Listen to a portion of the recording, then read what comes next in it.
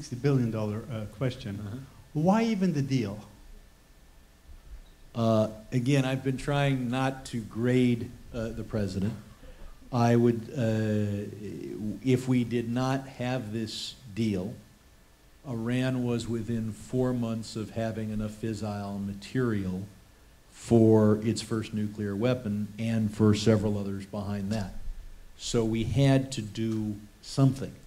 The policy of the first 8 years of this century of speak loudly and do nothing, it took Iran from 0 centrifuges up to 6,000 and would have got them across the finish line. So we had to do something. This may not have been the best thing to do. You can imagine that this president did not see military action as something he wanted to do. It is questionable whether any imaginable sanction could have choked them in 4 months.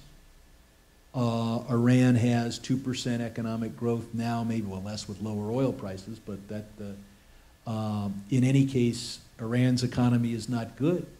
But compared to Greece, it's doing very well. And so it is not clear. I guess the action is, this is not a good deal. There are not great alternatives to this deal.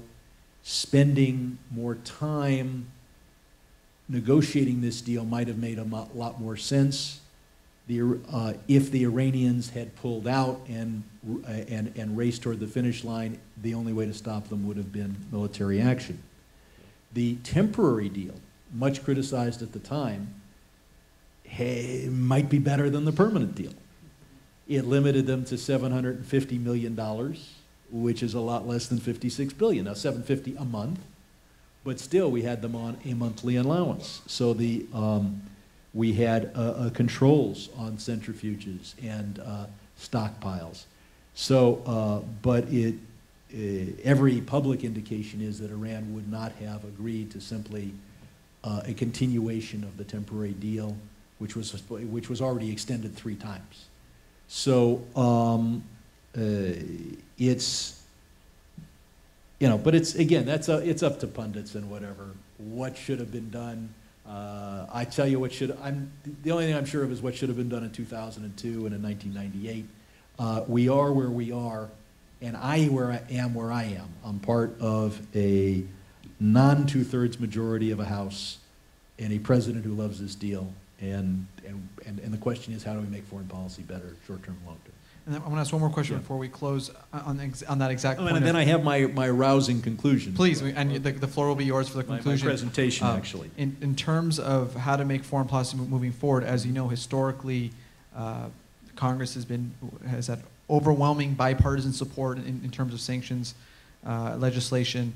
However, in connection with this deal, the motions have been running high, the opinions have been sharply divisive, and as a result, the rhetoric has gone to some troubling extremes. Do you think once this deal, the vote happens, and you'll introduce new legislation, and members of Congress will get back to work, do you think we'll see strong bipartisan support again, or is there a rift? Is there momentum towards this potential reconciliation with Iran or criticism towards Israel? Where do you see Congress and potentially the White House moving forward?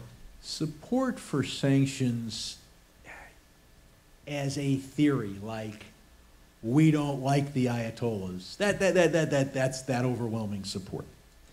Support for sanctions, when you get down to it, has not been overwhelming. And presidents have demanded and achieved waiver provisions.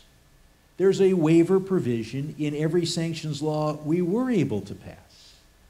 We went roughly 12 years without passing a good sanctions bill at all, let alone one with, and even the ones we passed have waiver provisions in them. So I do think that, I mean, one thing that's happened, and the only thing I can attribute it to, is that Iran got relatively close. I mean, the government, if anything, certainly was as evil 10 years ago as it is today. But this issue is on page 1, not on page 3.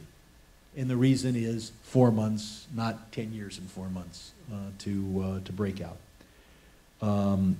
I think that there will be,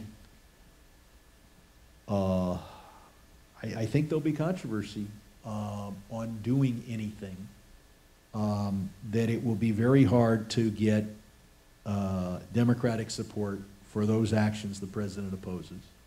I think whoever the president is, Democrat or Republican in the future, will have more freedom.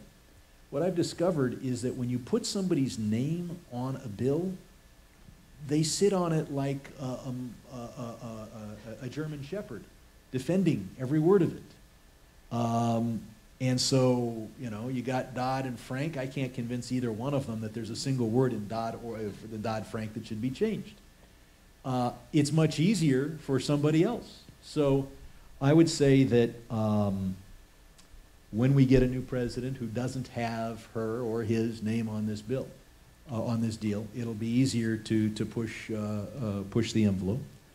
It is important that we keep Democratic support there, and it's not easy because a majority of Democrats are somewhat askew from a majority in this room, and that can build on it. You can turn an AIPAC meeting into a meeting of the, what do they call it, the Jewish Republican, whatever Adelson has. And if you do that, you turn Israel into a one-party support rather than two-party support. I've been at a lot of pro-Israel meetings where I'm there as the awardee. And then I get members of the board from the organization telling me I should kill myself because I voted for Obamacare. Well, and I don't even think they disagreed with health care. The person just hated Obama so much, he hated everything that had his name on it. So it's, I would say that it would be good for the pro-Israel community to first leave the non-foreign policy issues at the door when working with members of Congress. You don't want, I mean, if you love Obamacare, but somebody is taking an anti-Israel position, there's no reason to go up to them and say, well, I love you on Obamacare. It's all got to be foreign policy, and there has to be a recognition of how easy it is for a Republican to vote against the president. It's almost easy, it's mandatory. If there was an Obama motherhood resolution, and he personally wrote it, and it looked like a Hallmark card, every Republican would have to vote against it. And you wouldn't have to go lobby them to get them to do it. It's got Obama's name on it. And likewise, it is more difficult for Democrats and Grant pointed this out, to be independent on this stuff. So I think that an involvement in politics and a focus on foreign policy and an understanding of how important bipartisan support goes would go a long way. And you can't expect Democrats to pronounce the president's middle name with invective the way I've often heard that name pronounced by those who disagree with him. So I think that wraps it up, except for my exciting conclusion. Sam, why don't you come up? So while we do that, I think our entire